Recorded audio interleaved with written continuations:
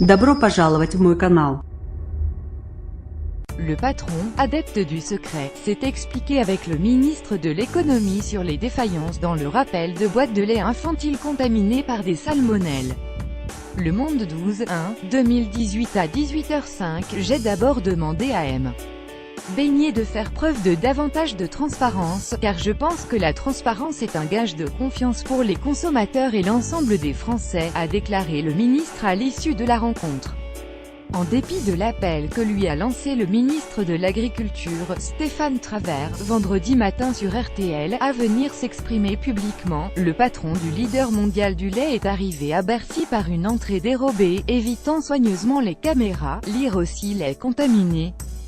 Tous les produits Lactalis fabriqués dans l'usine de Cran seront rappelés à la tête du géant de l'agroalimentaire depuis 2000. Le patron du groupe mayennais reste finalement sur sa ligne directrice entretenue depuis ses débuts, celle d'un PDG invisible, hermétique à toute forme de dialogue.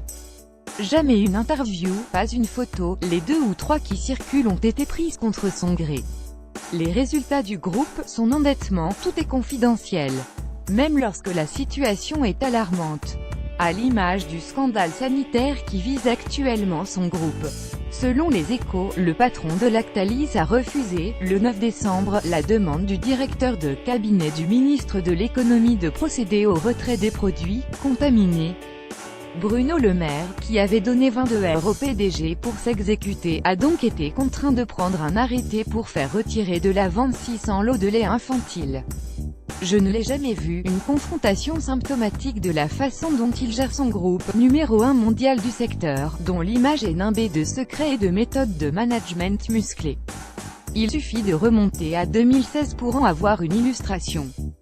Lors de la crise entre les éleveurs et les producteurs laitiers, qui avait couru durant toute la période estivale, le quadragénaire, présenté par Forbes comme étant la 8e fortune française, n'avait pas fait la moindre apparition.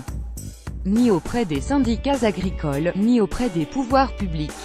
Lire aussi Lactalis, un groupe habitué au secret, contraint de sortir de son silence. Je ne l'ai jamais vu, je n'ai pas son portable, avait reconnu Stéphane Le Foll, alors ministre de l'Agriculture.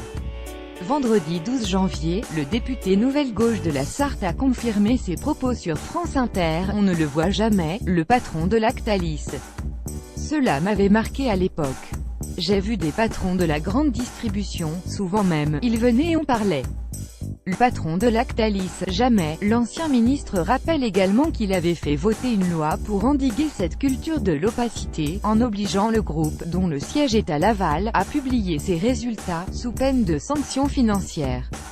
Lactalis préfère payer les amendes que de jouer la transparence, déplore monsieur Le Foll, estimant que son successeur, Monsieur Le Maire, aurait dû taper du poing sur la table plus rapidement. Il y a eu un retard que je n'arrive pas à comprendre.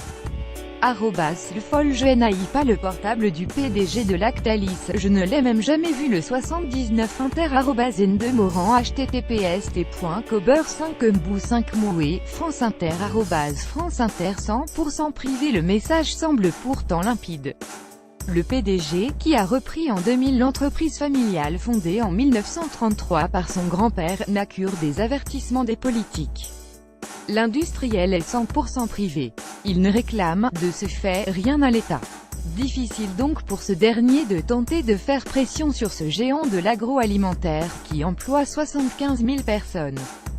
Si le chiffre d'affaires du groupe reste confidentiel, son internationalisation ces dernières années atteste d'une santé financière prospère, hissant la petite laiterie de Laval au premier rang mondial des produits laitiers, devant Nestlé.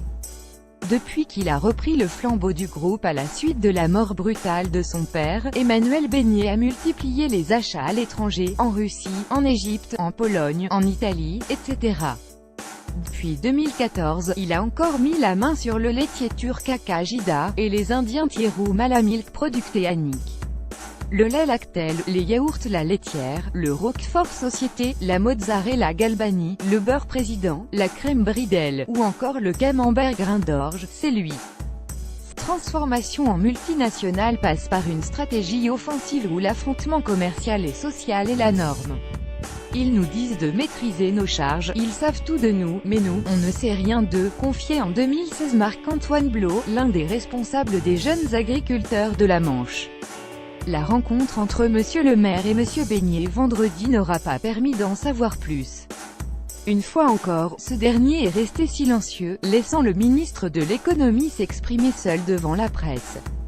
Selon les propos rapportés par Monsieur le maire, il a toutefois assuré qu'il communiquerait publiquement sur les causes de la contamination dès qu'elles seront établies.